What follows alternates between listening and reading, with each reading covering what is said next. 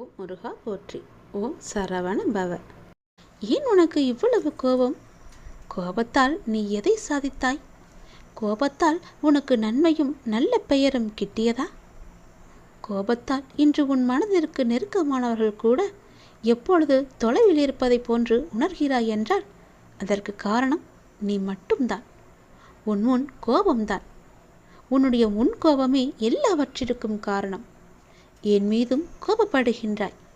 உன்னுடன் தான் நான் இருக்கின்றேன். ஆனால் நீயோ நான் உன்னை நிர்கதியாக விட்டுவிட்டேன் என்று புலம்பி தள்ளி கொண்டிருக்கின்றாய். உன்னிடம் நிறையவே நல்ல குணங்கள் உள்ளது.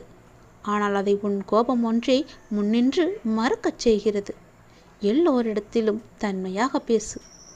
கஷ்டம் வலி யாருக்கு இல்லை? ஒருவர் உனக்கு கஷ்டத்தை ஏற்படுத்த நினைத்தால் அதை நீ அனுபவிக்கிறாய் என்றால் ஒன்று கர்மவினை மட்டும்தான் காரணம். இன்னொன்று நான் அனுமதிக்காமல் அவை உன்னிடம் வராது.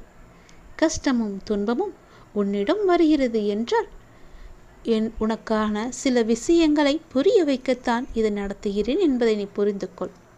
உன்னுடைய அப்பா உனக்கு உலகமாய் தெரிகின்றேன் என்று உணர்கின்றாய். பிறகு எப்படி உன்னை விட்டு போவேன்?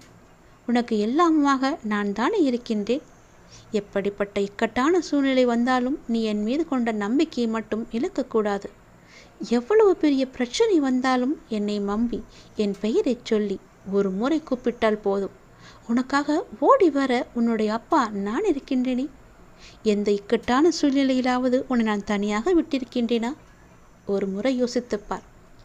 எனக்கு நன்றி கூற வேண்டுமே தவிர நீ என் மீது கோபப்பட்டு கொண்டே இருக்கின்றாய். கோபத்தால் உன்னுடைய கண்களுக்கு நான் புலப்படாமல் இருக்கின்றேன். நீ என்னையே உன் மீது கோபப்பட வைத்து விட்டாய். எத்தனை துன்பங்களை சந்தித்தாய். என் மீதுள்ள கோபத்தால் என்னை மறந்து உன் வீட்டில் என்னை பூஜிக்காமல் இருந்திருக்காய். அதனால் தான் இத்தனை பின் விளைவுகளை நீ சந்தித்து கொண்டிருக்கின்றாய். எது உன்னை துன்புறுத்தினாலும் கவலைப்படாமல் இரு.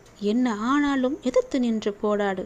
எதுவும் என்னை மீறி நடக்காது என்பதை நீ தீர்க்கமாக நம்பு. உன் கைப்பிடித்து நான் வருகிறேன். பிறகு பயப்படாதே, கவலைப்படாதே, முக்கியமாக கோபப்படாதே.